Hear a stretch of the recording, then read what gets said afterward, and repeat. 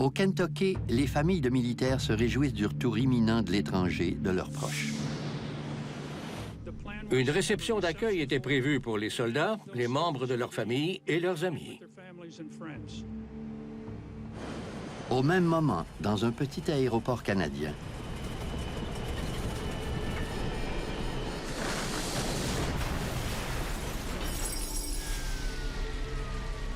il y avait des débris partout, c'était la dévastation totale. C'était impossible d'y survivre. 256 victimes périssent. Il s'agit de l'une des pires tragédies aériennes de tous les temps. Quand un accident de cette ampleur survient, on se pose immédiatement des questions. Mais les réponses tardent. Identifier la mauvaise cause d'un accident n'améliore en rien la sécurité aérienne en général. Tandis que deux hypothèses radicalement différentes sur les circonstances de l'écrasement sont envisagées.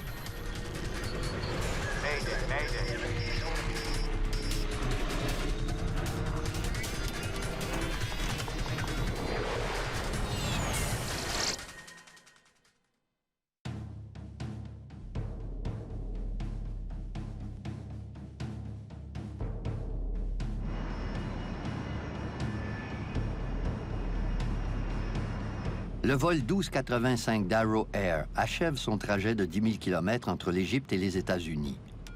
Le DC-8 est en route pour Fort Campbell, au Kentucky, via l'Allemagne et Terre-Neuve. 8 membres d'équipage et 248 passagers sont à bord de l'appareil. La plupart sont des soldats de l'armée américaine de la célèbre 101e division aéroportée, les Screaming Eagles. Cette division a combattu pendant la Seconde Guerre mondiale. Elle a participé au débarquement de Normandie. Elle a été larguée en territoire allemand. Elle a laissé sa marque dans l'histoire. Je crois que tous ceux qui ont servi au sein de cette division éprouvent une fidélité et une fierté particulière.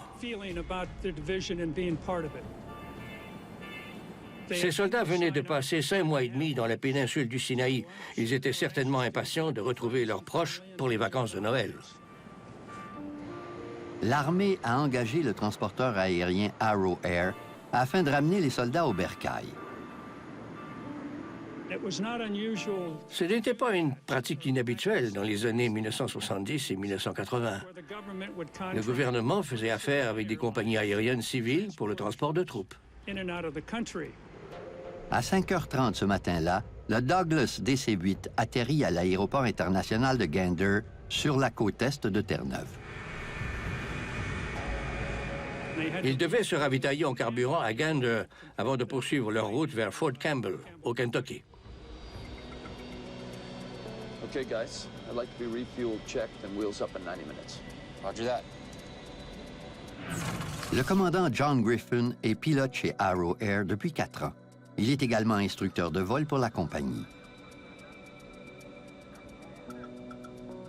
Le copilote, John Conley, sera aux commandes de l'appareil pour le décollage du vol 1285 de Gander. Mike Fowler, le mécanicien de bord, surveille les systèmes mécaniques de l'avion.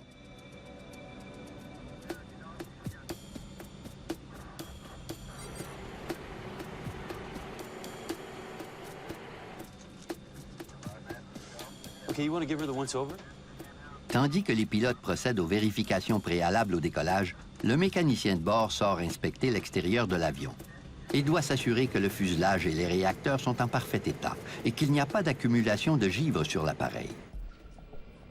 Les soldats attendent à l'intérieur de l'aéroport. Quelques-uns achètent des souvenirs à la boutique de cadeaux.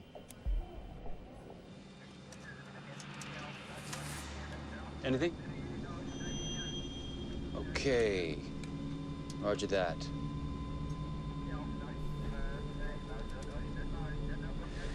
All right. 15,538 gallons, 101,000 pounds. Passengers and cargo unchanged. Weight's confirmed? Okay. We're good to go.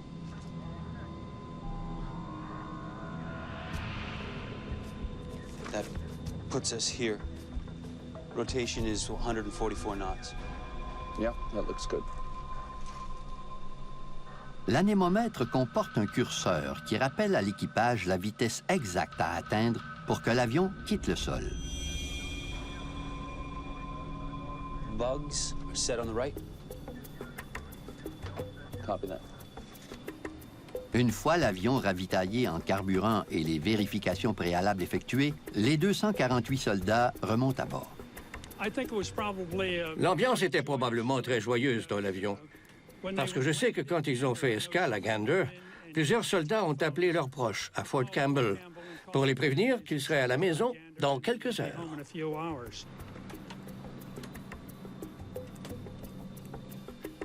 Gander Tower. Big A950, we've completed refueling and pre-flight checks. Requesting taxi to runway 31.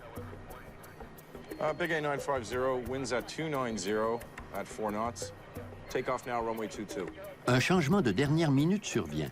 Le vol d'Arrow Air doit emprunter une autre piste. 9,900 feet. Take off to the south. We're good. Copy that, Gander. Runway 22.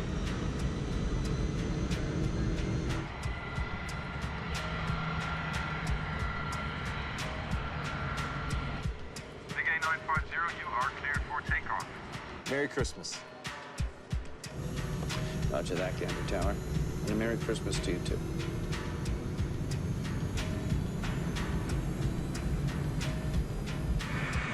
Le DC-8 accélère pour atteindre sa vitesse de décollage. 80 knots. Check.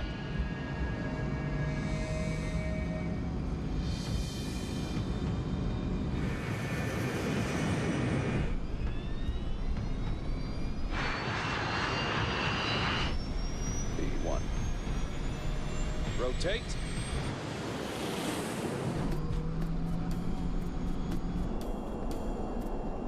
Le vol 1285 d'Arrow Air décolle de l'aéroport de Gander à 6h46. Mais à peine quelques secondes plus tard,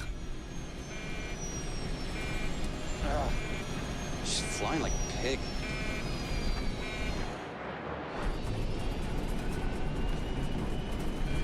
Positive rate. Negative.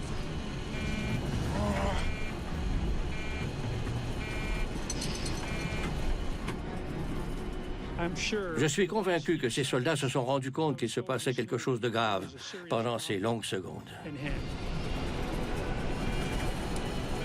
What's your altitude? Pull up. Come on, airspeed. Airspeed.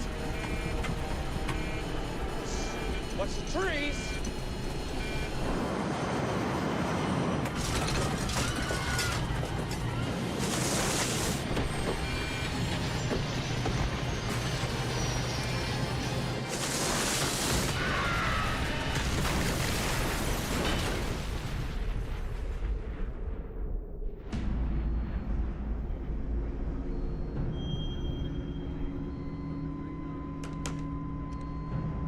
Yes, Arrow 1285 is down, just off runway 22. Estimate 2 to 4,000 feet. au petit aéroport de Gander à Terre-Neuve, les équipes de secours se précipitent sur les lieux de l'écrasement. Des débris de l'épave, des cadavres et des effets personnels jonchent le sol. Des milliers de litres de carburant alimentent un gigantesque brasier. Ça n'avait plus rien d'un avion. Ce n'était qu'un amas de ferraille et de carburant en flammes, de 10 mètres de haut. Le capitaine de l'aviation canadienne Tom Badcock est l'un des premiers sur les lieux. En tant qu'officier des forces aériennes, j'avais déjà vu plusieurs lieux d'écrasement, bien sûr. Mais je n'avais jamais rien vu d'aussi horrible. Devant une telle scène de dévastation, devant des collègues étendus par terre, littéralement en morceaux, j'étais... Je ne trouve pas les mots pour le décrire. Plusieurs d'entre eux avaient acheté des t-shirts portant l'inscription « J'ai survécu à Gander, Terre-Neuve ». Ça nous a beaucoup émus. Après des heures de recherche frénétique dans les débris calcinés, les pires craintes des secouristes se matérialisent. L'écrasement a fauché la vie des 256 occupants de l'appareil. L'enquête pour identifier la cause de la tragédie est déjà ouverte. Elle suscitera la controverse allant jusqu'à provoquer le démantèlement du Bureau canadien de la sécurité aérienne. Pour l'armée américaine, l'écrasement du vol 1285 survenu à l'aéroport de Gander à Terre-Neuve est une tragédie sans précédent. Lorsqu'on étudie l'histoire des assauts de la 101e division aéroportée, on se rend compte que même pendant la Seconde Guerre mondiale, elle n'avait jamais perdu autant d'hommes en aussi peu de temps que le 12 décembre 1985 à Gander, à Terre-Neuve. L'armée canadienne boucle un périmètre de sécurité autour du lieu de l'écrasement.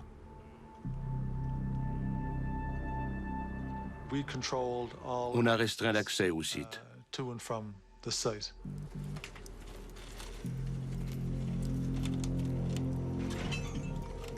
Les policiers de la GRC m'ont demandé d'examiner un objet qu'ils trouvaient étrange.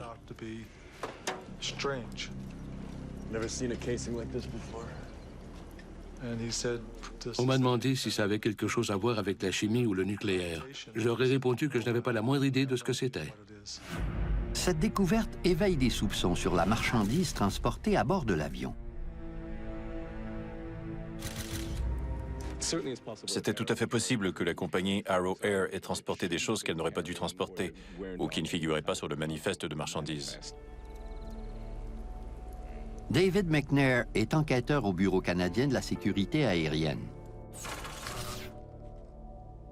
Il y avait des débris d'avion partout. On a tout de suite compris qu'on aurait du mal à trouver ce qu'on cherchait. Son collègue Peter Bogue rejoint McNair. Ils arrivent quelques heures après l'écrasement. Un spectacle de dévastation totale les accueille. Les images et l'odeur sont toujours désagréables, mais on n'a pas le choix. Ça fait partie du boulot. L'ampleur tragique du désastre fait rapidement la manchette aux quatre coins du monde. This is not only a sad day for the 101st Airborne, but a sad day for the nation.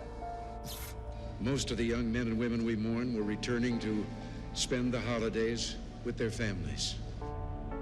You do not grieve alone. We grieve as a nation, together. As together we say goodbye to those who died in the service of their country. There is just no way. Je ne saurais pas vous exprimer à quel point la perte d'autant de vies humaines dans un seul accident d'avion a été tragique. Les États-Unis avaient déjà souffert de terribles pertes militaires 2 ans avant l'écrasement du vol d'Arrow Air. De nombreux soldats américains étaient morts dans un attentat suicide à la bombe à Beyrouth. Le bilan des victimes s'alourdissait, et même si ces chiffres ne nous paraissent plus aussi effarants aujourd'hui, ils étaient sans aucun doute astronomiques à l'époque.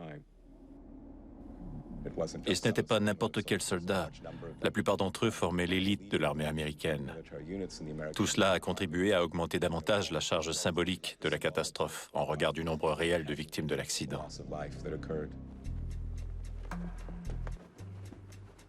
En interrogeant le personnel de piste de l'aéroport de Gander, les enquêteurs obtiennent de troublantes informations. Morning. Did you see the flight engineer inspect the aircraft? But they did not de-ice the wings before taking off. Yeah, we picked up a little bit of ice coming in. We're good to go. Okay, thank you. On s'est intéressé au dégivrage parce que des témoins du ravitaillement avaient noté une accumulation de glace sur l'appareil pendant son approche. Ils revoient ensuite les messages d'observation météorologique au lever du jour le 12 décembre. C'était très, très glacé à l'aube. Il y avait eu une forte pluie verglaçante. Ils ont volé dans des conditions de givrage. Les enquêteurs McNair et Bogue craignent que l'équipage n'ait commis une grave erreur en négligeant de dégivrer l'avion. Ils vérifient les décisions des autres pilotes ayant décollé de Gander ce matin-là.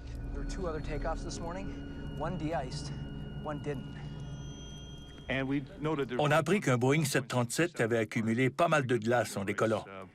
C'est ce qui nous a permis de conclure qu'il y avait de très fortes chances que du givre se soit formé sur le DC-8. Mais le second avion, un British Aerospace VC-10, est demeuré au sol pendant 50 minutes et il s'est envolé sans problème sans avoir été dégivré.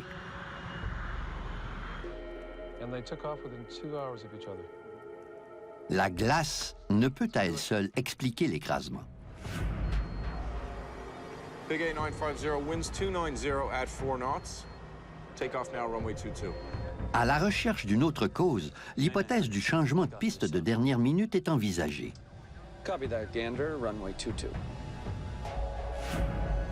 Not the runway they were expecting. Mais les enquêteurs concluent rapidement que la piste n'a rien à voir dans cet écrasement. La piste 22 est la plus longue de l'aéroport de Gander. C'est elle qui leur donnait la plus grande marge de manœuvre. Les enquêteurs examinent le lieu de l'écrasement pour tenter de déterminer la trajectoire précise de l'avion au cours de sa chute. C'était une région fortement boisée. En se rapprochant du sol, l'appareil a coupé la cime des arbres.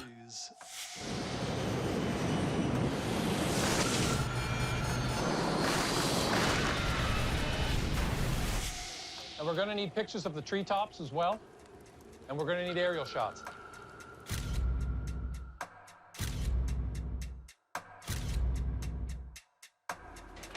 Mais par-dessus tout, ils ont besoin de l'information contenue dans les 2 boîtes noires. Ces précieuses données pourraient percer le mystère entourant l'écrasement du vol 1285. Mais dès qu'elles sont récupérées, McNair se montre pessimiste. On était déçus de constater à quel point c'est un vieil enregistreur à feuilles. Ces modèles ne fournissent pas suffisamment d'informations aux enquêteurs. Well, send them off to Ottawa and we'll see what we've got. Les anciens modèles d'enregistreurs de données de vol gravent les données sur une feuille d'acier inoxydable. Même si la feuille est à l'épreuve du feu, elle ne peut enregistrer que 4 paramètres de vol, dont la vitesse et l'altitude, tandis que les enregistreurs de données de vol numériques récents peuvent enregistrer des centaines de paramètres. Ils expédient les boîtes noires au centre de dépouillement des enregistreurs de vol du Conseil national de recherche du Canada en se croisant les doigts. L'enquête est ouverte depuis quelques heures à peine quand elle prend une tournure dramatique. Un consulat américain à l'étranger reçoit un appel de quelqu'un qui revendique la responsabilité de la catastrophe. Ce serait l'œuvre du djihad islamique, une branche du Hezbollah. Le seul groupe terroriste actif au Moyen-Orient à cette époque, qui avait à la fois l'intention et la capacité d'attaquer le personnel militaire américain, c'était le Hezbollah.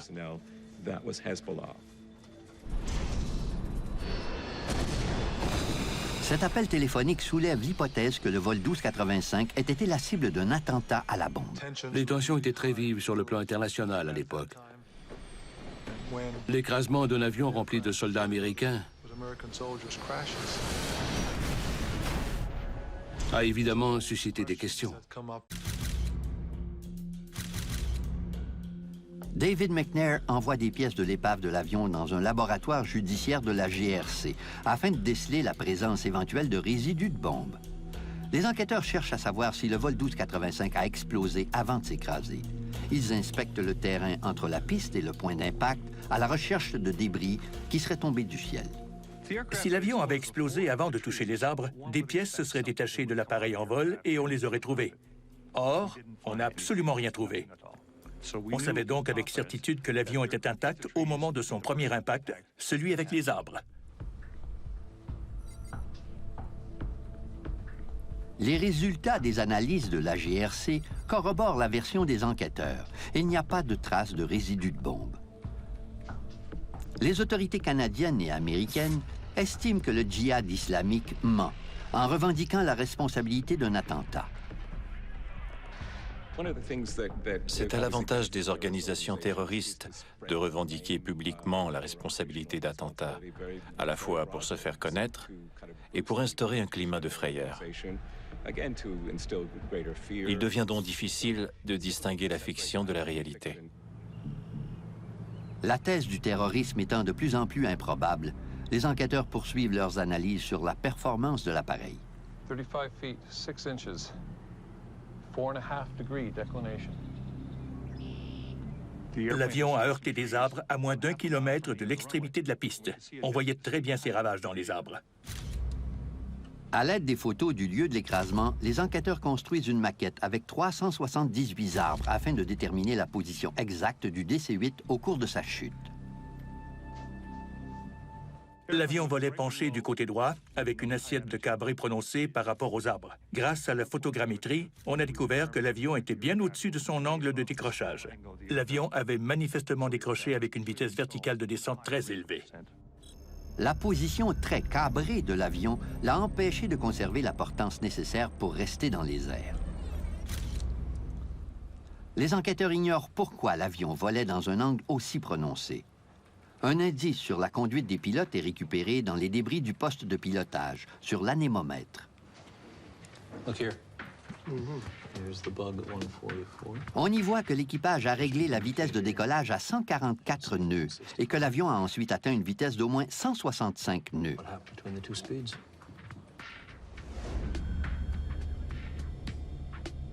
Bugs set on the right. Copy that.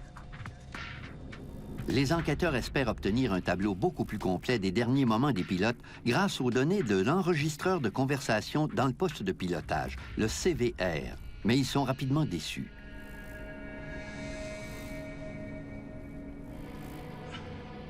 It doesn't sound like it recorded anything from the cockpit. Le CVR était défectueux. Les échanges entre les pilotes n'ont pas été enregistrés. Sans cet enregistrement, on ne pouvait pas savoir quels gestes ont posé les pilotes ni ce qui leur était arrivé exactement. L'enregistreur de données de vol est leur dernier espoir. Même cet enregistreur rudimentaire aurait pu nous fournir des renseignements sur leur vitesse de rotation, sur d'éventuels voyants d'alarme, sur leur réaction. Ce sont de précieuses informations. Malheureusement, cet enregistreur n'est guère plus utile que le CVR. L'enregistreur de l'avion d'Arrow Air nous a fourni des données extrêmement sommaires. Il nous a permis de connaître la vitesse, l'altitude approximative et le cap de l'appareil. Il n'y avait rien concernant la puissance des réacteurs, l'angle d'inclinaison latérale ou l'angle de tangage. L'enregistreur de données de vol révèle aux enquêteurs que le vol 1285 d'Arrow Air a commencé sa course au décollage en augmentant sa vitesse pour atteindre 167 nœuds. Le décollage a eu lieu 51 secondes après son départ. 2 secondes plus tard, la vitesse a commencé à diminuer. Come on, airspeed. Airspeed.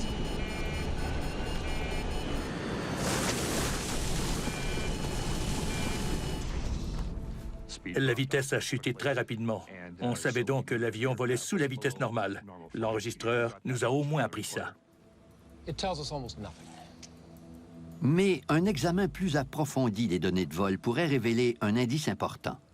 La distance nécessaire pour atteindre la vitesse de décollage était plus longue que ne l'avaient prévu les pilotes.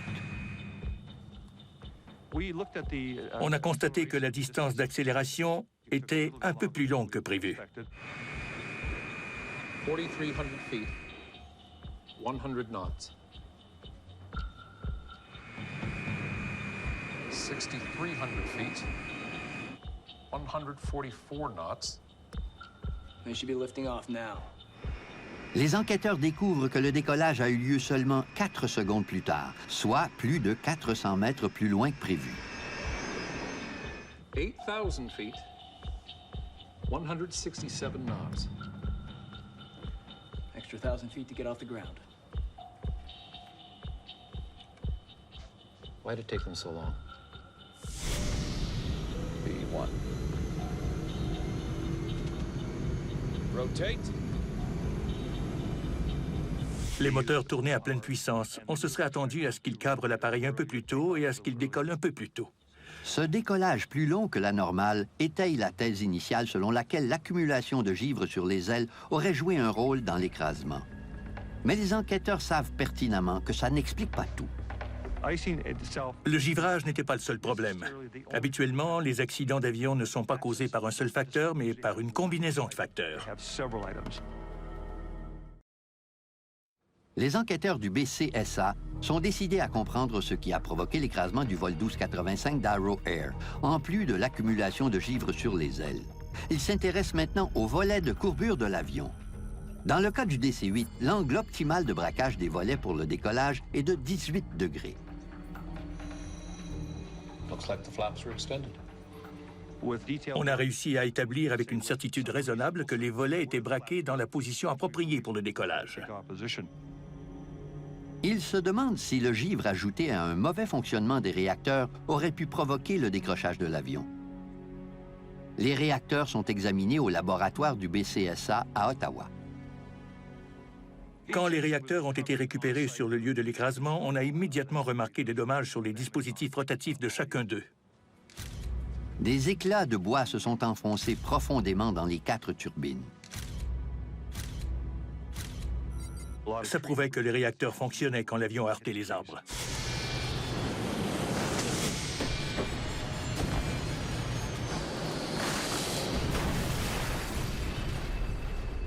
Les preuves montrent que le DC-8 était correctement configuré pour le décollage et que les réacteurs fonctionnaient normalement. Pourquoi le vol 1285 a-t-il mis autant de temps à quitter le sol? Les enquêteurs se concentrent maintenant sur le poids de l'avion. 101,000 pounds for fuel, passengers and cargo unchanged. Ils ont estimé le poids de chaque passager avec son bagage à 77 kilos. Le poids de 77 kg correspond à l'estimation du poids moyen d'un passager masculin selon les normes d'Arrow Air. Pour un pilote comme moi, ayant transporté plusieurs militaires à travers le monde, ça ne me paraissait pas réaliste. On a tout de suite regardé ça de plus près. Good morning. Have a rec form for some personnel files. Suivant son instinct, David McNair fait une découverte cruciale. Les passagers des vols commerciaux habituels sont diversifiés, hommes, femmes et enfants. Ça compte dans le calcul du poids moyen. Mais le vol 1285 n'est pas un vol commercial ordinaire. Les 256 passagers sont tous des adultes et la plupart d'entre eux sont des hommes costauds. On a vérifié les dossiers médicaux des victimes pour connaître leur poids au moment de leur dernier examen. Je pesais habituellement 80 kilos. Mais quand j'enfilais mon équipement ou que je l'apportais avec moi à bord d'un avion, mon poids total grimpait au moins à 90 kilos, sinon plus.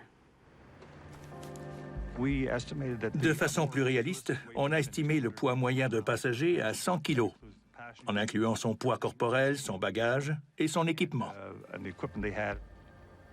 Avec ces nouvelles estimations, McNair calcule que le poids des passagers atteignait 24 500 kg, soit 5 500 kg de plus que le poids enregistré sur l'état de charge. Mais l'avion avait volé toute la nuit avec cette charge, s'envolant d'abord du Caire et ensuite de Cologne. L'accumulation de givre survenue à Gander a peut-être été le facteur aggravant. On peut décoller avec une surcharge sans avoir de problème en l'absence d'autres facteurs de risque. Par contre, en cas de givrage, ça devient très dangereux. Les enquêteurs soupçonnent fortement que c'est la glace ajoutée à la surcharge qui ont empêché le DC-8 de se maintenir en vol. Okay, this has to be it. Ice and weight. Plusieurs données scientifiques permettaient de dire que cet avion aurait dû voler normalement, mais il s'est écrasé. Pourquoi? On a découvert 2 raisons majeures. D'abord, le poids, et ensuite, une cause encore plus importante, la légère accumulation de givre sur l'appareil. Mais ce ne sont encore que des conjectures. Personne n'a vu de givre sur les ailes à Gander. Il est donc impossible de connaître la quantité de glace qui s'était formée. Et ce n'est pas le seul problème des enquêteurs McNair et Bogue. Certains de leurs collègues du BCSA demeurent sceptiques devant leur découverte. L'un d'eux est un membre du bureau et un expert en aviation, Les Philotas. Dès que j'ai reçu la version provisoire du rapport, je l'ai parcouru en vérifiant la partie qui concernait l'enregistreur de données de vol, ma spécialité technique. J'ai tout de suite constaté que quelque chose clochait. Le membre du BCSA, Les Philotas, est perplexe devant la perte de poussée et la rapidité de l'écrasement du vol 1285 après son décollage.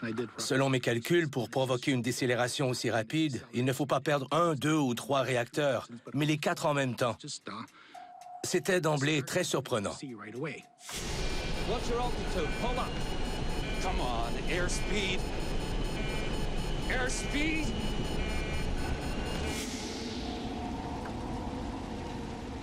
Voici la phrase exacte de leur conclusion. Si je me souviens bien, l'avion a été détruit par un incendie alimenté par le carburant. Or, dans les rapports préliminaires, tous les témoins de la scène ont mentionné une gigantesque explosion et un nuage en champignons.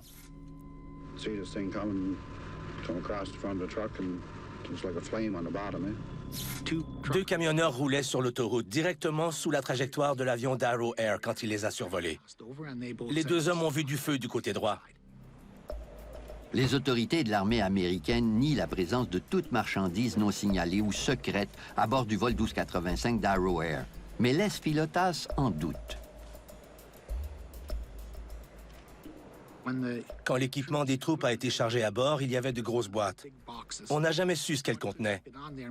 Il n'y avait pas de manifeste de marchandises. C'est une autre question litigieuse qui n'a jamais été réglée. Les procédures de sécurité ont été négligées. C'était une autre époque, je sais, mais le manque de vigilance à l'aéroport du Caire, quand les soldats sont montés à bord du vol d'Arrow Air pour rentrer à la maison, était scandaleux, même pour les années 80.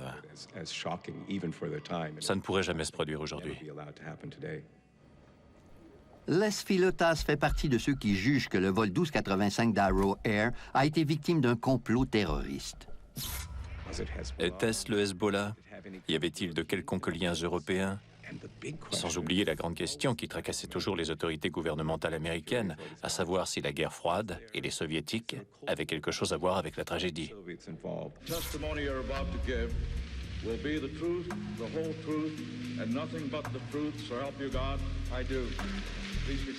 Certains se demandent maintenant si le vol 1285 ne se trouve pas au cœur du plus gros scandale politique de tous les temps, le complot américain visant à vendre illégalement des armes à l'Iran en échange d'otages américains. Arrow Air était l'une des compagnies aériennes impliquées dans une opération secrète orchestrée par le désormais célèbre colonel Oliver North à l'époque de la présidence de Reagan. L'affaire Iran-Contra était une opération secrète à la fois embrouillée et étrange. La mince couche de givre sur les ailes n'est pas responsable. Les Philotas s'appuie sur des photographies pour prouver ses dires. Mon collègue s'est rendu à Gander, au laboratoire de photographie de la GRC, où étaient classées des milliers de photos prises sur les lieux de l'écrasement.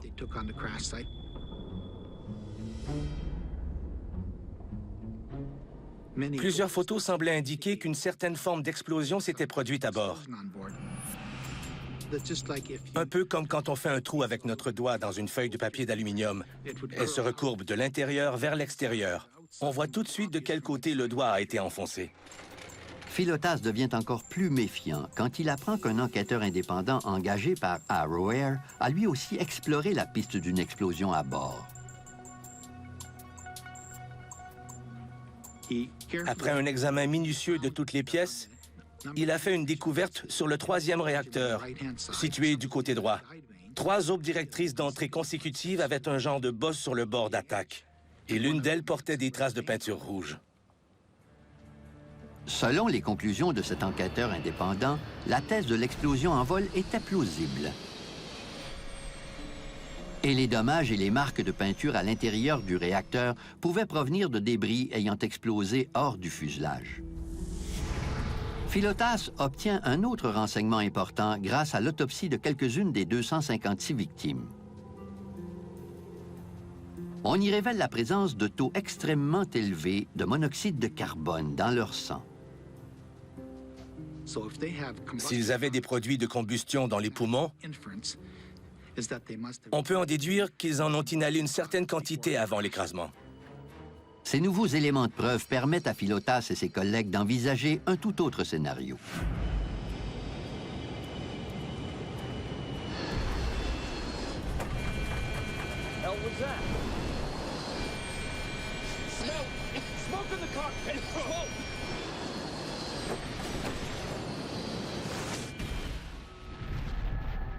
Mais les enquêteurs en chef McNair et Bogue maintiennent que la théorie du sabotage n'est que pur sensationnalisme. Rien ne permettait de croire qu'il s'agissait d'un attentat terroriste, tandis qu'on savait que l'avion avait connu des problèmes de performance et de givrage. McNair et Bogue constatent que le seul moyen de mettre fin aux spéculations est de prouver scientifiquement leur thèse, selon laquelle la glace et la surcharge ont provoqué l'écrasement du vol 1285.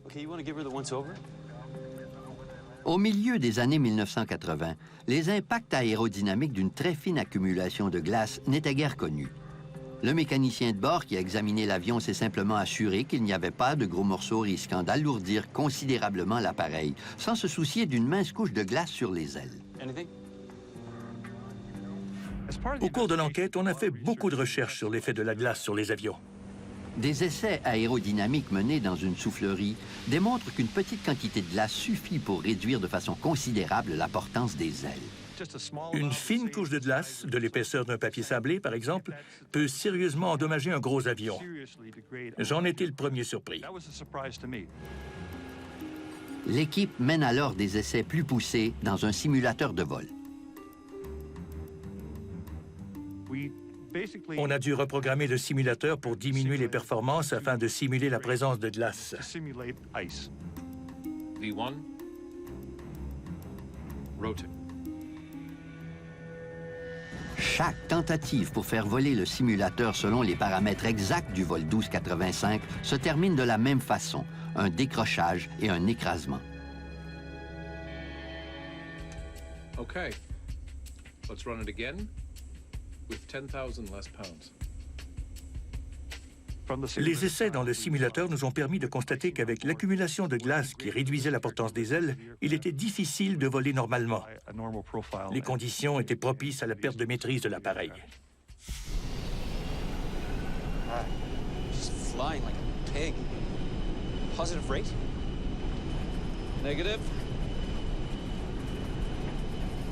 Full power. Les pilotes se seraient rendus compte que l'avion tardait à prendre de l'altitude. What's your altitude? Pull up. Come on, airspeed. Airspeed?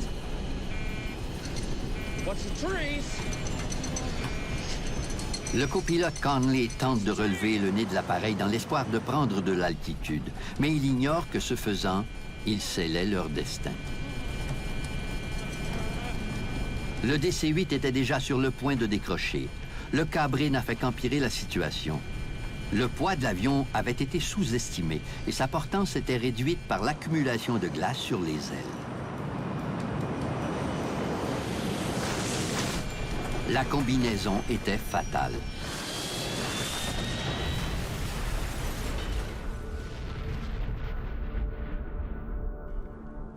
En enlevant un facteur de risque, le givrage par exemple, l'accident ne se serait peut-être pas produit malgré la surcharge et vice-versa.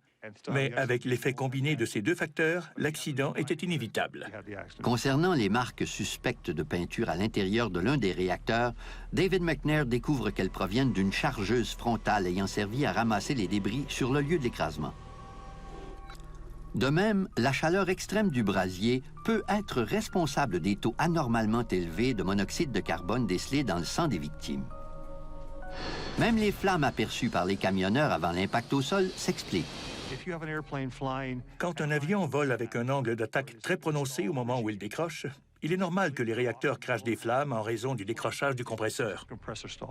Quant à la capacité d'un groupe terroriste à organiser un attentat aussi complexe et aussi audacieux, un doute considérable subsiste.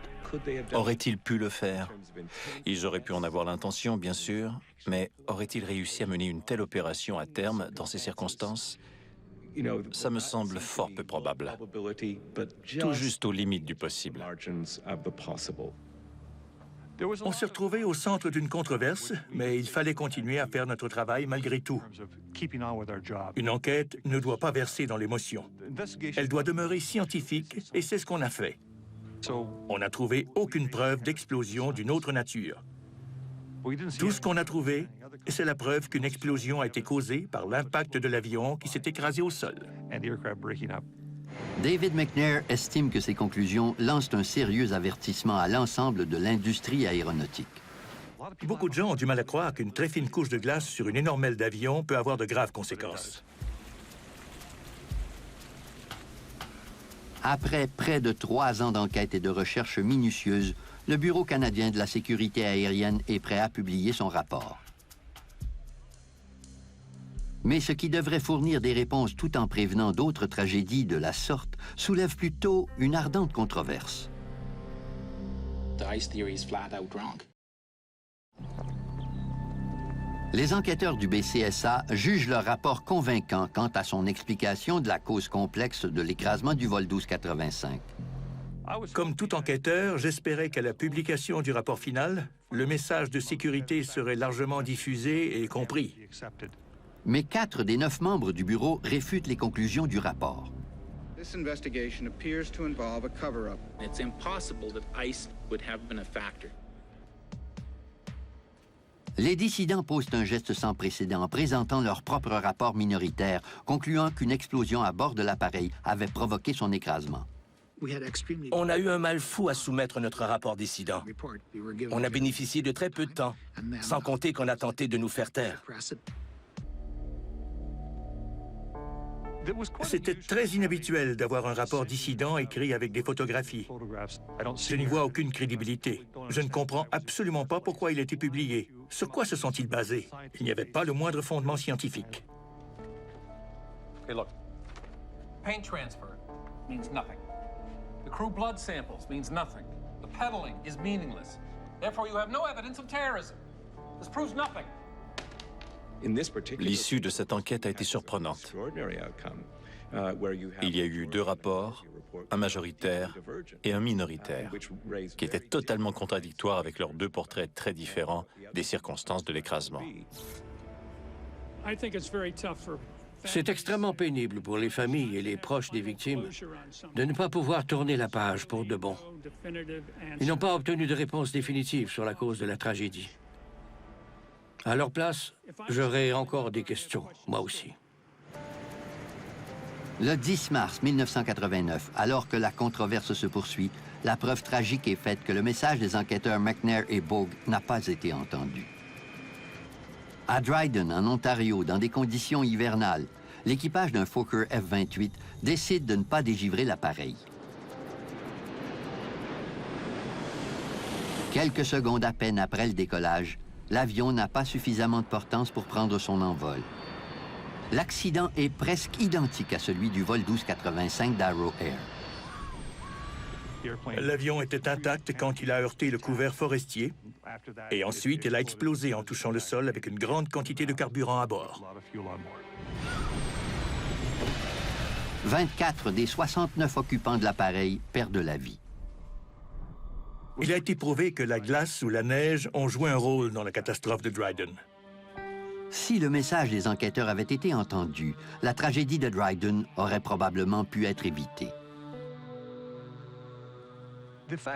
Toute cette controverse entourant l'enquête a eu des conséquences très malheureuses. Elle a occulté le message de sécurité. Les avions comme le DC-8 sont extrêmement vulnérables au givre. Ce message n'a pas été compris en raison de la théorie de l'attentat à la bombe. Mais les tenants de la thèse du terrorisme restent sur leur position. Identifier la mauvaise cause d'un accident n'améliore en rien la sécurité aérienne en général. Le véritable message de sécurité consiste à trouver la vérité dans les faits. Et dans ce cas-ci, les faits n'ont jamais été établis hors de tout doute. La vive controverse suscitée par cette enquête a même entraîné la fermeture du Bureau canadien de la sécurité aérienne. Il a été démantelé et remplacé par un nouvel organisme plus rigoureusement réglementé.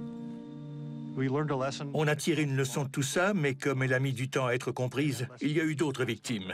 C'est ce qui m'attriste profondément.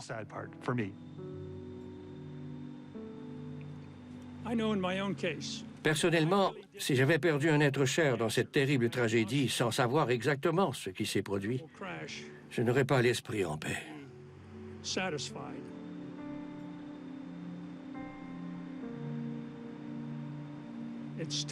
C'est pénible de rester dans l'incertitude quand on perd quelqu'un qu'on aime. Je crois qu'on a tous besoin de savoir.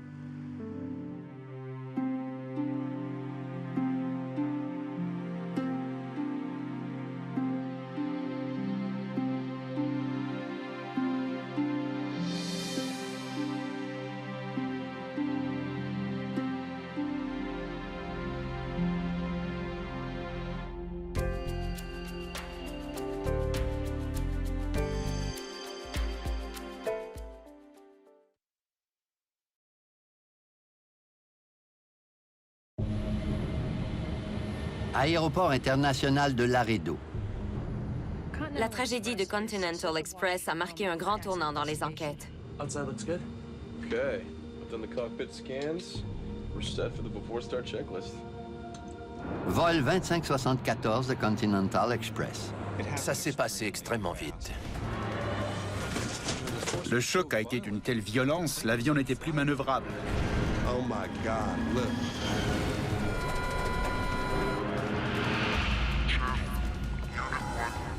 J'étais inquiet quand j'ai vu l'épave. Je leur ai dit qu'une bombe avait explosé. Les débris racontent une histoire qui donne froid dans le dos. S'ils avaient suivi rigoureusement les procédures, ça ne serait jamais arrivé. Cette tragédie prouvera que l'enfer est pavé de bonnes intentions.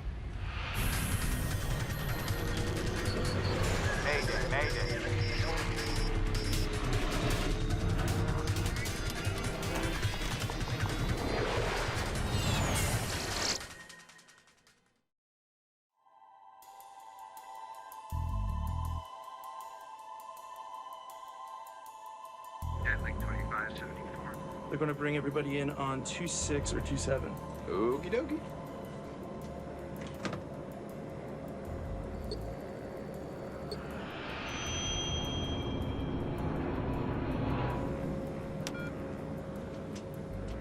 Autopilot off. Le vol 2574 de Continental Express compte 11 passagers à son bord. Le trajet d'une heure entre Laredo et Houston, au Texas, prendra bientôt fin. Les pilotes en sont à leur second vol de la journée. Ils ont d'abord effectué le trajet Houston-Laredo et ils sont sur le chemin du retour. 4500 mètres plus bas, la matinée est douce en cette fin d'été sur les fermes et les exploitations bovines du sud du Texas. Captured on the right. Les pilotes préparent le Embraer 120 Brasilia pour un autre atterrissage de routine. Le commandant de bord, Brad Patridge, a seulement 29 ans. Son copilote de 43 ans, Clint Rodosovich, est sur le point d'être promu commandant.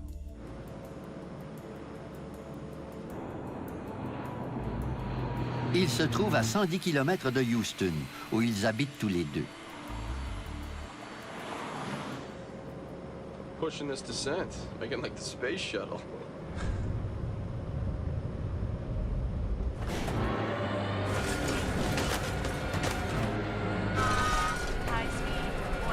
En un clin d'œil, l'avion plonge droit vers le sol.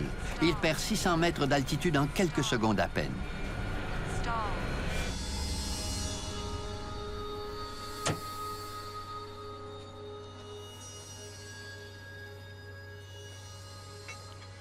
Sur la terre ferme, Carrie Labaye et son frère Clifton travaillent dans les champs. On a entendu une explosion, mon frère et moi. On a tous les deux regardé dans le ciel en se disant « Mon Dieu, t'as vu ça ?» On a vu l'avion tomber du ciel en descendant en spirale. Le vol 2574 percute le sol à plus de 500 km/h.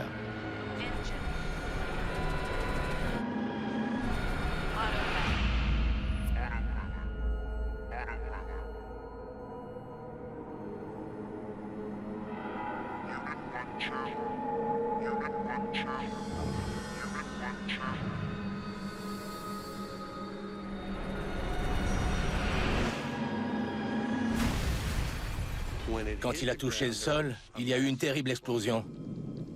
Mon frère m'a dit « Allons voir ». J'ai répondu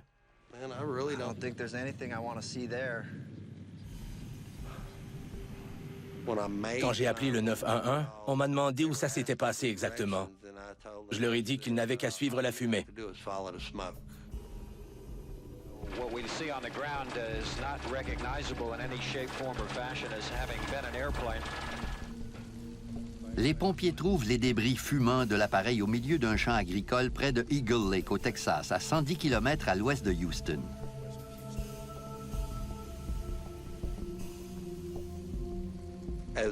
On ne pouvait pas deviner que c'était un avion. Ça ressemblait à un tas d'ordures. Complètement brûlé. 10 bodies were found inside the wreckage, 4 outside. Les 14 occupants de l'appareil, dont Patridge et Rodosovich, ont péri. Les enquêteurs doivent comprendre pourquoi ces vies ont été fauchées sur ce populaire vol régional. Dès qu'un passager meurt sur un vol, une équipe est immédiatement dépêchée sur les lieux. Notre équipe d'intervention rapide inclut une douzaine de spécialités. Nos enquêteurs sont toujours prêts à se déplacer dans un délai de 3 ou 4 heures. Jim Ritter est un ingénieur spécialisé en mécanique d'aéronefs. En ouvrant une enquête sur un accident, on se demande d'abord pourquoi l'avion s'est comporté ainsi. Ses performances étaient-elles normales? Une anomalie peut-elle expliquer l'écrasement?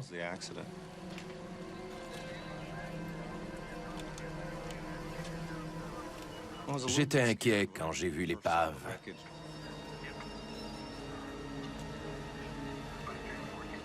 L'avion avait été pulvérisé. Ça nous compliquait la tâche.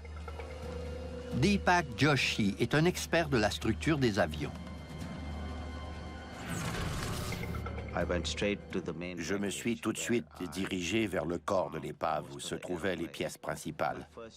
Ma première tâche consistait à repérer les extrémités de l'avion.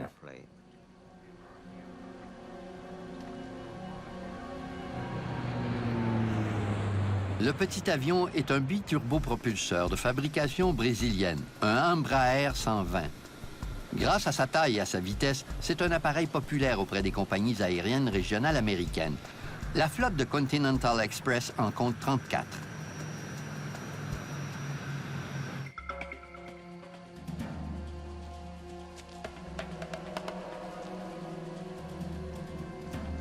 Dès le premier jour de l'enquête, en arrivant sur les lieux, on a interrogé 6 témoins.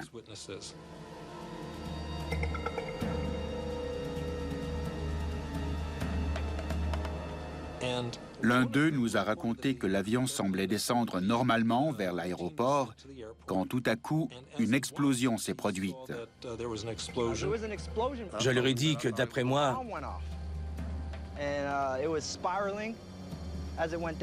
il y a eu une deuxième explosion au sol. La première explosion nous a fait sursauter. Le trou était aussi gros qu'une Volkswagen. Les témoins étaient unanimes. L'avion était déjà en flammes avant de percuter le sol.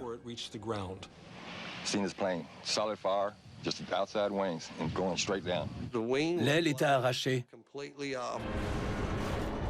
Elle pendait dans le vide. Les récits des témoins sont convaincants. L'hypothèse de l'explosion d'une bombe à bord est fort plausible.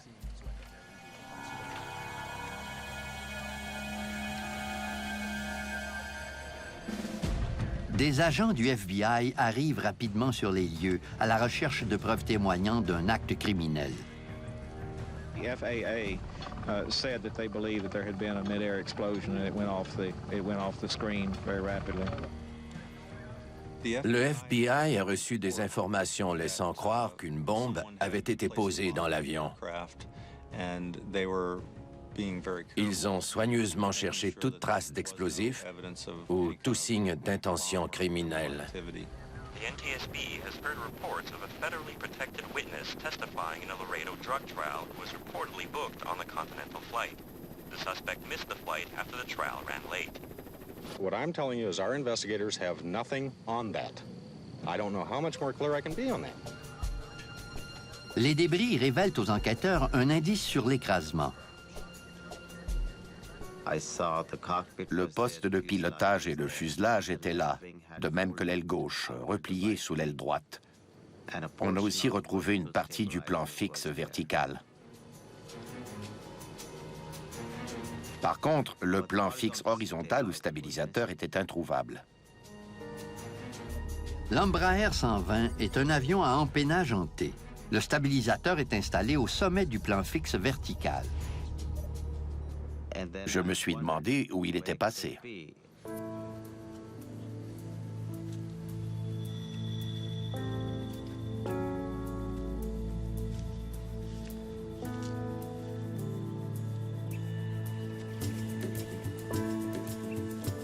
Joshi retrouve la pièce manquante de l'empennage à 200 mètres du corps de l'épave. Ça me laissait croire qu'il y avait bel et bien eu une désintégration en vol.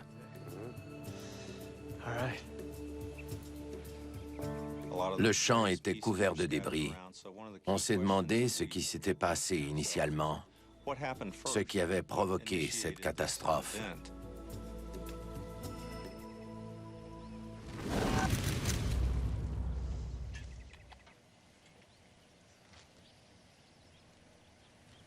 I'm guessing that tail came off at about 9,000 feet.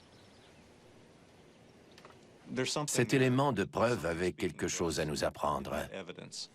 Déchiffrer le message promet d'être difficile, mais l'historique du vol 2574 se précisera peu à peu et les enquêteurs découvriront un scénario cauchemardesque, du jamais vu.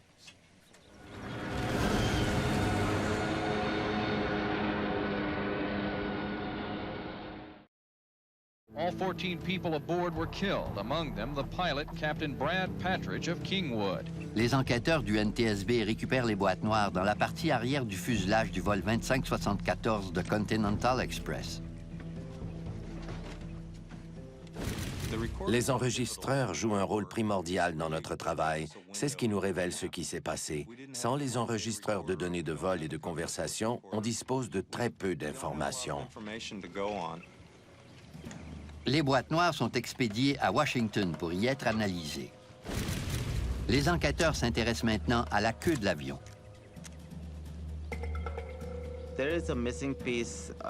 Il manquait une pièce du casse-tête qui ne concernait pas le corps de l'épave. Il fallait se concentrer là-dessus. Comme la pièce se trouve à 200 mètres en retrait du reste de l'épave, les enquêteurs concluent qu'elle a été l'une des premières à se détacher de l'avion.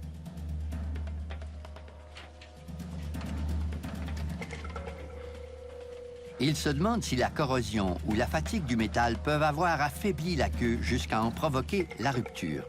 Quand un morceau de métal est tordu dans un sens et dans l'autre, il risque de se casser avec le temps. C'est ce qu'on appelle la fatigue, une défaillance qui se distingue par une cassure bien nette. On a d'abord examiné la surface de rupture du plan fixe vertical.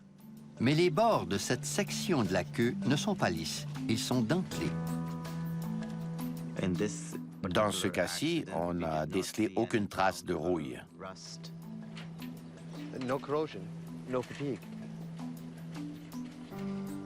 La surface de rupture montre clairement que la queue s'est détachée subitement de l'appareil. À Washington, les techniciens du NTSB ouvrent les boîtes noires. L'enregistreur de conversation dans le poste de pilotage est notre élément de preuve le plus précieux. Il enregistre tout ce qui se dit et s'entend dans le poste de pilotage au cours de la demi-heure précédant l'impact. Certains bruits peuvent nous en dire long, comme le son des moteurs. On entend des tas de choses que l'on peut ensuite interpréter. Mais aucun enregistreur n'offre de garantie. C'est un appareil électronique complexe, relié à plusieurs microphones. Après avoir percuté le sol à près de 500 km/h, l'enregistreur risque d'être endommagé ou irrécupérable. Au Texas, les agents du FBI à la recherche de résidus d'explosifs sur les débris ont terminé leur analyse.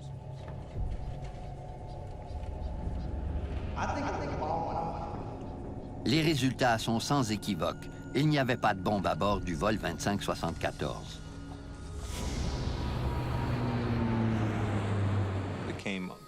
Il devenait de plus en plus évident qu'une cause structurelle était à l'origine de l'accident et non pas un attentat à la bombe. Le feu et l'explosion en vol rapportés par les témoins ont probablement suivi le détachement de l'aile qui a enflammé le carburant à l'intérieur.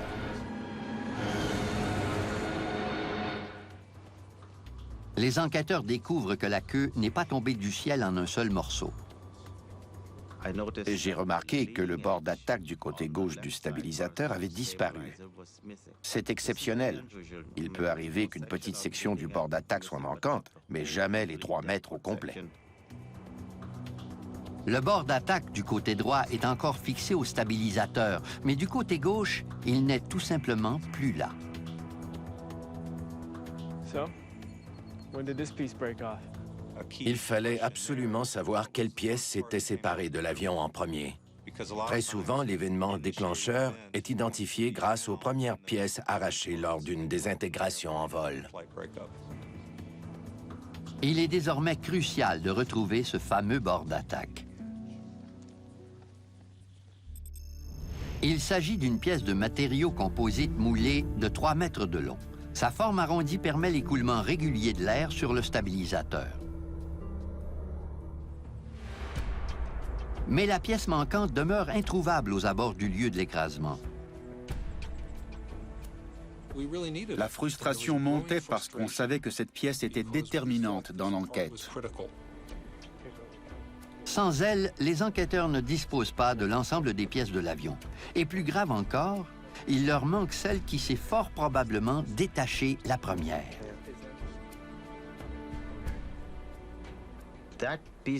Cet élément de preuve était très important pour la résolution de l'enquête. On a tout mis en œuvre pour retrouver ce bord d'attaque. Tandis que la région est passée au peigne fin, Jim Ritter reçoit une copie des enregistrements du poste de pilotage du laboratoire de Washington. Bonne nouvelle, ils sont intacts. Les derniers moments des pilotes ont été clairement enregistrés.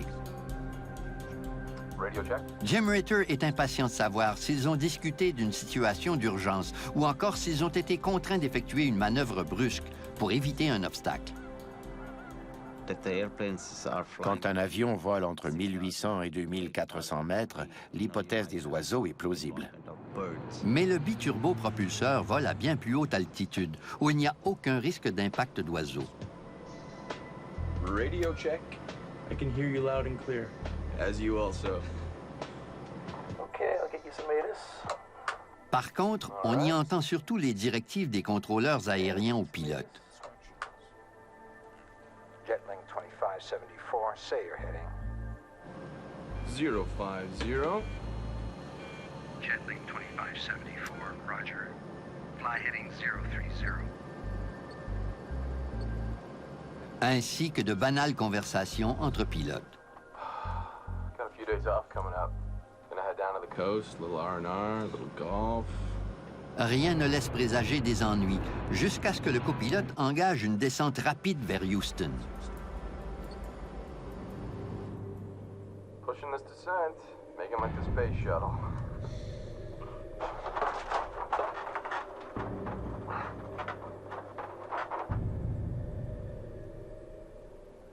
L'enregistreur de conversation nous a appris que l'équipage s'était comporté de façon professionnelle. Ils ont suivi la procédure. Les enquêteurs tendent l'oreille pour trouver des indices, comme le bruit d'objets se déplaçant dans le poste de pilotage.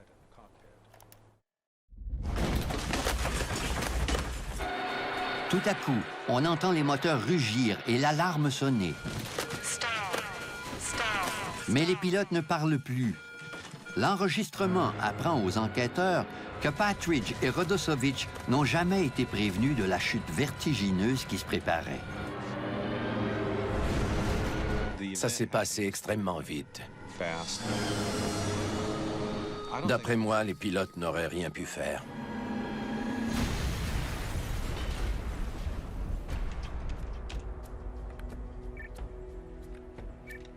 L'analyse des données de l'enregistreur de vol en arrive à la même conclusion.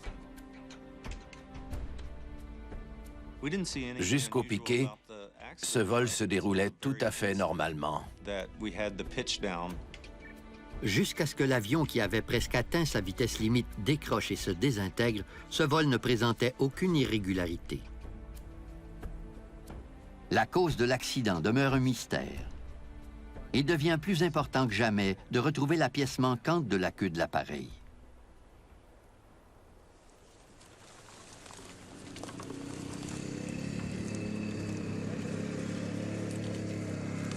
On a organisé des fouilles dans toute la région et ça devenait de plus en plus difficile au fil des jours.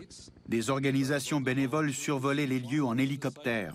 Ils recherchent une pièce de composite de 3 mètres de long sur un territoire de 12 km². Ce qui revient à chercher une aiguille dans une botte de foin. Les enquêteurs tentent désespérément de retrouver le précieux bord d'attaque manquant du vol 2574. C'est devenu une obsession. Il fallait retrouver cette pièce. Et c'était frustrant de constater que c'était bien plus difficile que prévu. Des ingénieurs du constructeur aéronautique nous ont aidés en nous fournissant le poids de la pièce et ses dimensions, ce qui nous a permis d'estimer sa traînée. Jim Ritter note les coordonnées du lieu de l'écrasement. Il vérifie également les conditions météorologiques qui prévalaient le jour de l'accident. J'ai réuni toutes ces informations et j'ai estimé la position du rayon de bord d'attaque. Il parvient enfin à délimiter un secteur de recherche plus restreint.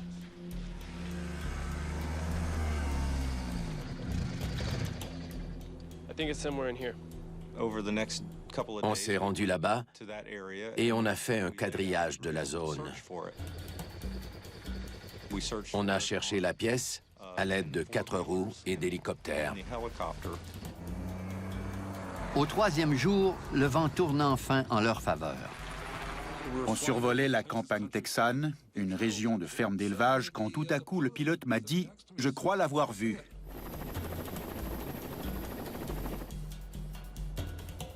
La pièce est bel et bien dans la zone ciblée, mais si bien cachée qu'elle était à peu près impossible à retrouver. Les gens étaient passés à côté des centaines de fois, mais elle se confondait avec la clôture. Hey Jim, we found it, and it's just where you said it was. Of course it is. You just weren't looking hard enough. On avait passé d'interminables journées et soirées à calculer où cette pièce pouvait se trouver. J'étais fou de joie quand j'ai appris qu'ils l'avaient retrouvée. Une fois qu'ils ont mis la main sur le bord d'attaque, les enquêteurs estiment avoir réuni toutes les pièces de l'avion. On était très excités parce que c'était une découverte importante. On veut toujours faire de son mieux pour éclaircir les circonstances d'un accident, mais sans la pièce maîtresse, des questions demeurent inévitablement sans réponse. Or, quelque chose de troublant leur saute aux yeux. Les trous de vis de la surface supérieure du bord d'attaque étaient bien nets. Ils n'étaient ni déformés, ni endommagés. Mais les trous des vis qui fixent la pièce au-dessous du stabilisateur ne sont pas dans le même état. Les trous de la surface inférieure du bord d'attaque étaient déformés. Ils étaient fissurés comme si on les avait fait passer dans une fermeture à glissière. Le bord d'attaque a été retrouvé à plus d'1 kilomètre au sud-ouest de la queue de l'avion. Il est désormais évident qu'il s'agit de la première pièce à s'être détachée de l'appareil.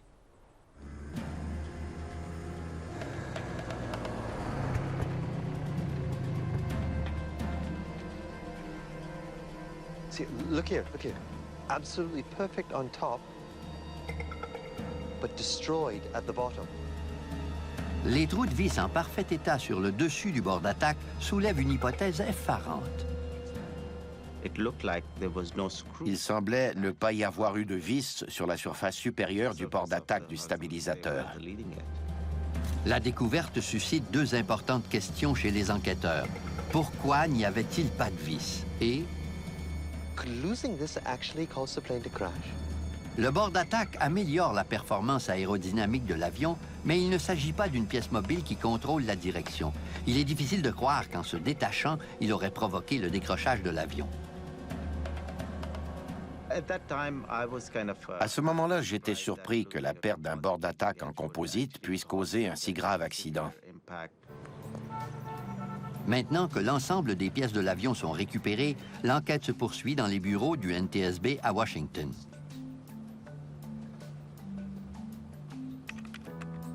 On tentait de reconstituer le casse-tête pièce par pièce, en s'assurant de comprendre chacune des réactions de l'avion après la perte de son rayon de bord d'attaque. Le stabilisateur agit comme une aile à l'envers. Il entraîne la queue vers le bas, tandis que les ailes la soulèvent. La diminution de la force exercée sur le stabilisateur fait donc remonter la queue, ce qui déstabilise l'appareil. On se demandait encore quel était l'impact réel du détachement de cette pièce sur le pilotage de l'avion. On a donc vérifié à l'aide d'une simulation technique si l'appareil pouvait voler après avoir perdu un bord d'attaque. On en a conclu que la situation était incontrôlable. Quand le rayon de bord d'attaque s'est détaché, l'avion a connu une accélération négative de 5 G. Quand l'angle d'attaque a excédé une certaine limite, une aile s'est détachée à son tour, ce qui ne leur laissait plus aucune chance.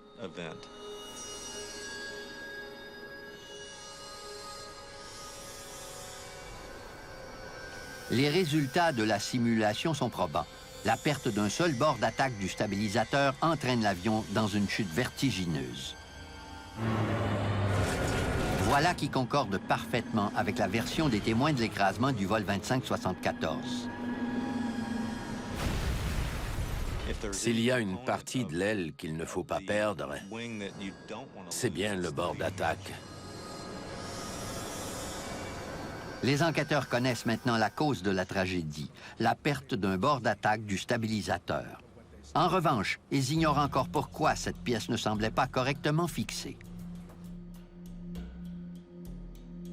En examinant les états d'entretien de l'appareil, Malcolm Brenner fait une découverte troublante. Une équipe de maintenance a travaillé sur le stabilisateur la veille de l'accident. Il fallait examiner en profondeur les travaux d'entretien effectués la veille et inspecter soigneusement la zone de maintenance. Continental Express est l'un des transporteurs aériens les plus populaires des États-Unis. Les vies de milliers de passagers dépendent de la rigueur de la maintenance de leur imposante flotte d'avions. Il est impératif que les enquêteurs découvrent au plus vite ce qui s'est passé avant l'écrasement.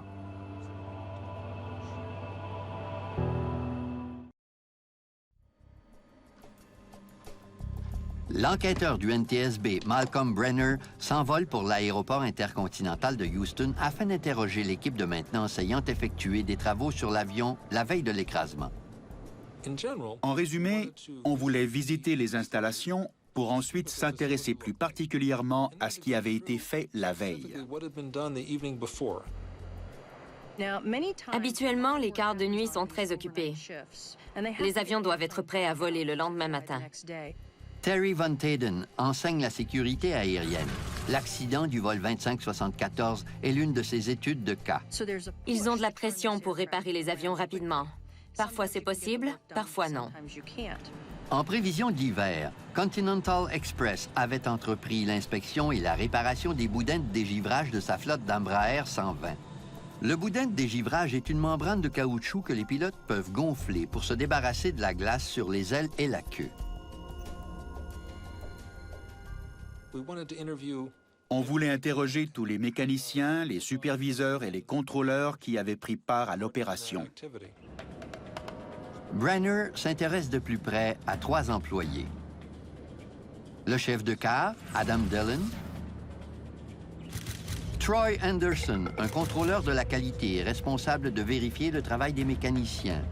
Et le chef de car de soir qui avait commencé le boulot, John LePage. Thanks for taking the time.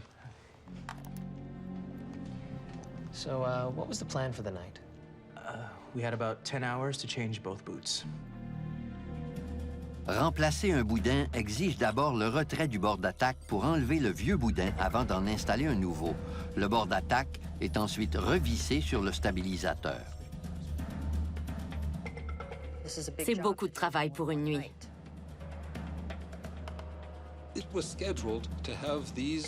Le remplacement devait se faire pendant le quart de nuit. Pour une raison ou pour une autre, l'équipe de soir n'était pas trop occupée.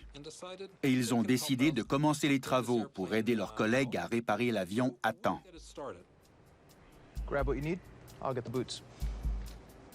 La tâche du contrôleur de la qualité, Troy Anderson, consiste à vérifier le travail des mécaniciens. I had some time to lend a hand. We went up to the stabilizer to start the job.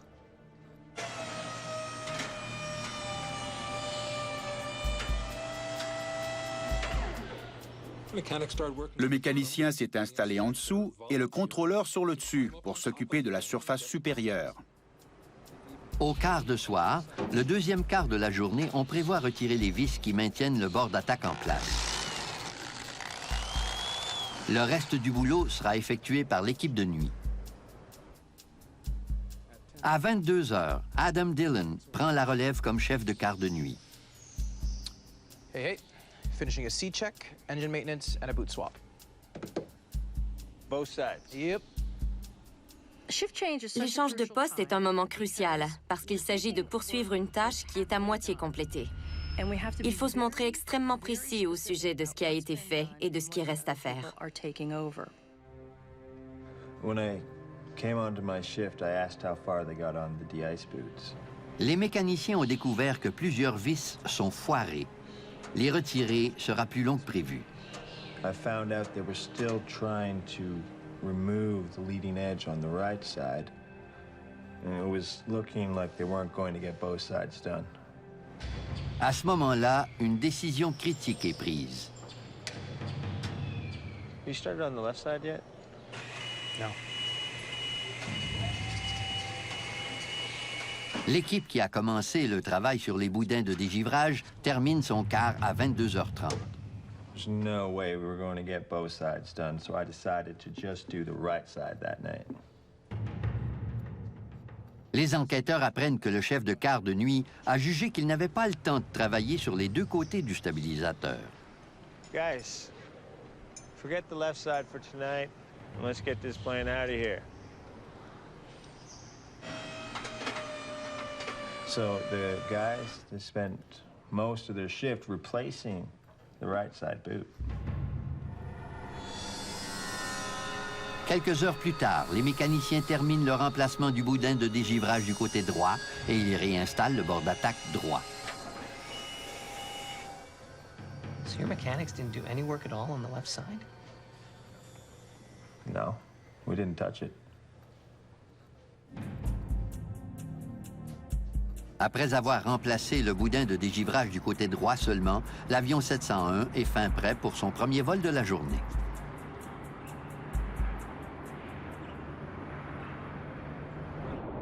Trois heures plus tard, à 3650 mètres d'altitude, le bord d'attaque gauche se détache brusquement de la queue, en provoquant le terrible écrasement de l'avion.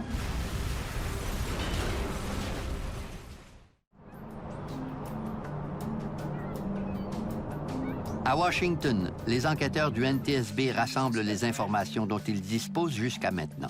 Dillon and Lepage. En général, les mécaniciens et les chefs de quart ont accepté volontiers de coopérer. Ils nous ont expliqué ce qu'ils avaient fait. Ils étaient dignes de confiance et je crois qu'ils voulaient sincèrement nous aider. Where was Anderson if he was helping? We had about 10 hours. No way we were going to get both sides done. I had some time to lend a hand. The second shift. Les enquêteurs sont convaincus que les vis de la surface supérieure du côté gauche ont été retirées sans être remplacées par la suite. Mais l'équipe de maintenance est formelle. Ils ont travaillé seulement du côté droit. Les enquêteurs sont perplexes. So the second shift started the job.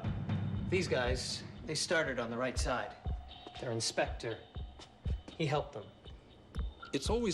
Le changement de quart présente toujours un risque. Il y a des procédures très strictes à suivre. Ils ne les ont pas respectées. Le contrôleur s'en est mêlé pour réparer l'avion plus rapidement. C'était très troublant.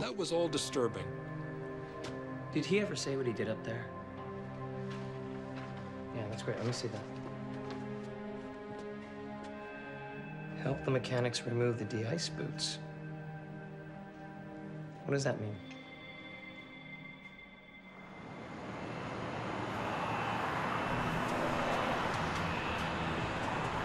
Malcolm Brenner retourne à Houston pour tenter de savoir précisément ce que le contrôleur Anderson a fait sur l'avion.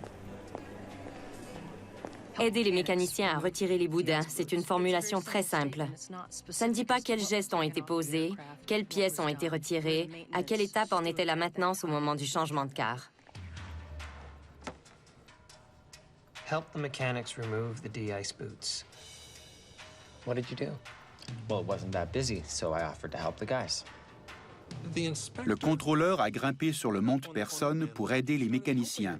Ce n'était pas son travail. Il a dit qu'il avait le temps de leur donner un coup de main pour accélérer les travaux, mais ce n'était pas son rôle. Ce n'était pas une bonne idée.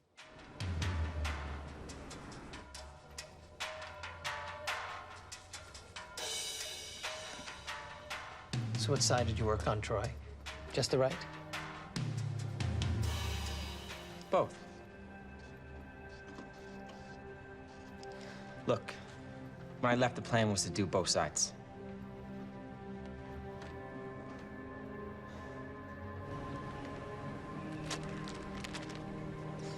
Ce qui me trouble le plus, c'est le comportement du contrôleur. C'est lui qui a enlevé les vis. L'idée derrière la maintenance, c'est qu'un groupe effectue le travail et ensuite un autre groupe, formé des meilleurs, vérifie la qualité de ce travail. Le rôle d'un contrôleur est de s'assurer que tout a été fait correctement.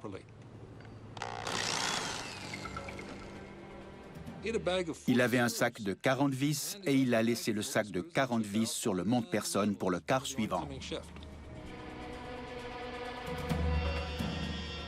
You started the left side yet? No. I spoke with the second shift supervisor. We decided to skip the left side.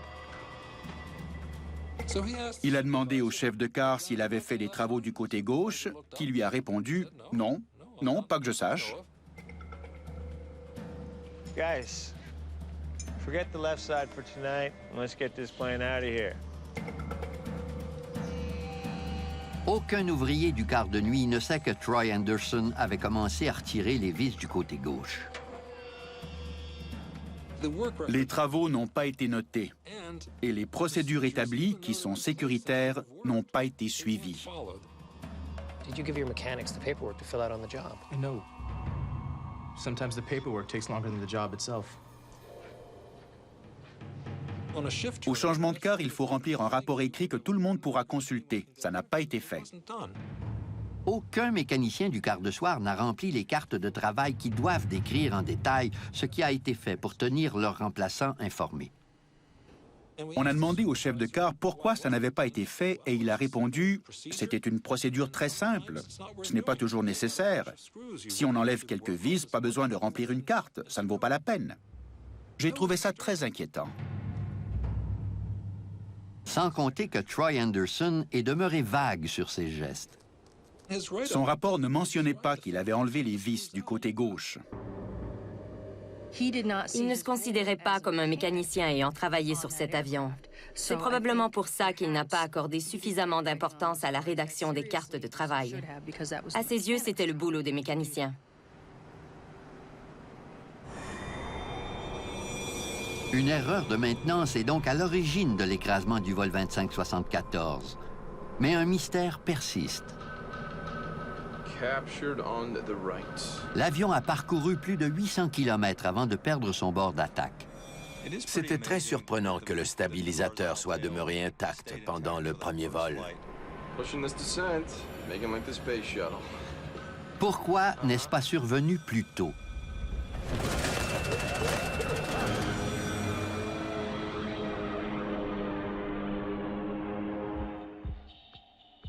Les enquêteurs revoient les données enregistrées sur les deux vols. Ils comparent des paramètres de vol comme la vitesse, le cap et l'altitude, dans l'espoir de trouver une réponse. Il fallait comparer les variations des forces entre les deux vols.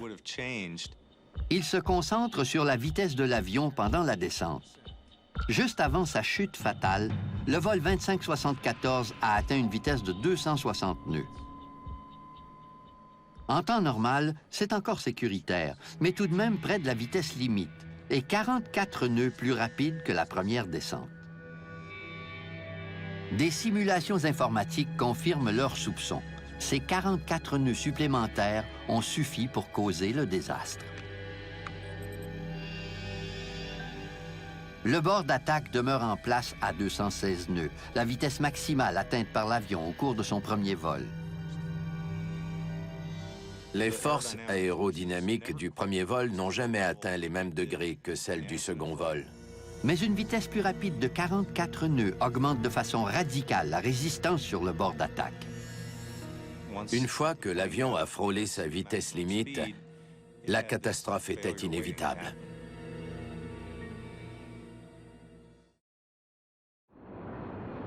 La signification tragique des dernières paroles du copilote Rodosovich ne fait plus de doute pour les enquêteurs. Pushing this descent, making like the space shuttle. Sa descente rapide a scellé le funeste destin du vol 2574. L'avion s'est brisé en atteignant sa plus haute vitesse depuis l'entretien de la veille. Les forces aérodynamiques étaient très élevées et finalement, elles ont tordu le rayon de bord d'attaque vers le bas parce qu'il n'était pas fixé à la partie supérieure du stabilisateur. Les forces l'ont tordu au point où l'écoulement de l'air a suffi pour l'emporter. À 260 nœuds, le bord d'attaque se détache de l'appareil. Sans cette pièce, l'avion n'était plus manœuvrable. Le choc a été d'une telle violence. À partir de là, on n'entend plus les pilotes sur l'enregistrement. Ils ne pouvaient probablement déjà plus parler. Ça a été extrêmement brutal. Une accélération négative de 5G a provoqué un afflux de sang au cerveau des passagers et de l'équipage, en leur faisant perdre connaissance instantanément.